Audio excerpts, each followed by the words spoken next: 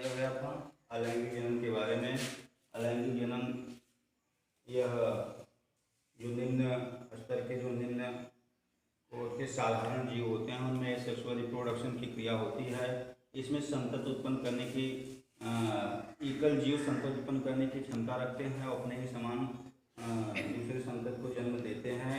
यह अलैंगिक जनन की जो प्रक्रिया होती है ये केवल एक जनकों में होती है, नर और मादा इसमें कोई एक भाग लेता है और यह केवल एक दूसरे के समरूप ही नहीं बल्कि अपने जनक के समान बिल्कुल अपने जनक के जैसे संतति उत्पन्न करने की क्षमता रखते हैं, संतति उत्पन्न करते हैं। इसमें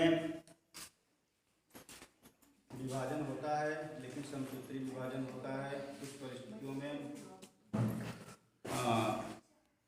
इसमें विभाजन समसूत्री होता है, सूत्री विभाजन होता है, समसूत्री विभाजन होता है अर्थात एक कोशिका से दो कोशिका का निर्माण हो जाता है, एक कोशिका से दो कोशिका बन जाती है। जैसे मान लीजिए यदि समसूत्री विभाजन में होता है, जैसे एक कोशिका है इसमें गुणसूत्रों की संख्या 2n है और इसमें समसूत्री विभाजन होगा, जो कोशिका बनेगी उसमें गुणसूत्रों की संख्या 2n हो जाएगी अर्थात एक कोशिका से दो कोशिका विभाजित हो जाती है। इसमें असूत्री विभाजन नहीं होता है। असूत्री विभाजन में जब कोशिका का विभाजन होता है तो कोशिका एक कोशिका से दो कोशिका का निर्माण तो हो जाता है लेकिन जो गुणसूत्र होते हैं वो हाफ हो जाते हैं अर्थात 2n की जगह ओनली n ही गुणसूत्र रहते हैं, एक n ही होता है अर्थात उस विभाजन को असूत्री विभाजन कहते हैं। तो इसमें सूत्री विभाजन होता है, एक कोशिका से दो कोशिका का निर्माण हो जाता है। तो जैसे मान लीजिए इस विधि में एकल जीव जनन अर्थात जो एक जनक होते हैं वो संतति उत्पन्न करने की क्षमता रखते हैं। इसके परिणाम जो संतति उत्पन्न होती है वह केवल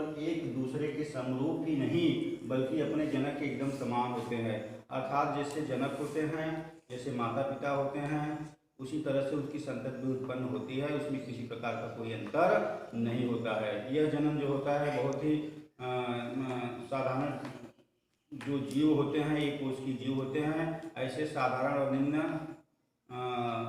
स्तर के जीवों में इस प्रकार का अलैंगिक जनन पाया जाता है। अलैंगिक जनन को हम देखते हैं निम्न उदाहरण से भी देख सकते हैं। ये जनन कोशिका होती है, क्या होती है? जनन कोशिका। ये केंद्रक होता है। इष्ट की कोशिका में जो बडिंग सिस्टम के द्वारा जनन की क्रिया होती है, इस सिस्टम को आप देखते हैं।